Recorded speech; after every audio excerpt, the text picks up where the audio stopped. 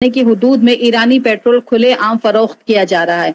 तेल की चोरी और सरे आम पेट्रोल की गैर कानूनी फरोख्त कौमी मईशत और अवामी सलामती के लिए संगीन खतरा है। पाकिस्तान इस वक्त जहां माशी बहरान और तवानाई के मसाइल से दो चार है, वहीं तेल की चोरी और इसकी गैर कानूनी फरोख्त एक ऐसा नासूर बन चुकी है जिसने कौमी खजाने को अरबों रुपए का नुकसान से दो चार किया है। कम कीमत होने की वजह से आम शहरी ईरानी पेट्रोल को तरजीह देते हैं, लेकिन ये गैर मयारी पेट्रोल गाड़ियों को नुकसान पहुंचाता है। इसके अलावा मयारी पेट्रोल के इस्तेमाल से गाड़ियों के इंजन को भी बहुत ज्यादा नुकसान पहुंचने के साथ साथ धुआं और आलूदगी भी बढ़ती जाती है। हादसात के इम्कानात में भी इजाफा हो जाता है। वहीं दूसरी जानिब अवाम जो पहले ही महंगे पेट्रोल से परेशान है, मजीद नुकसान उठाने पर मजबूर है।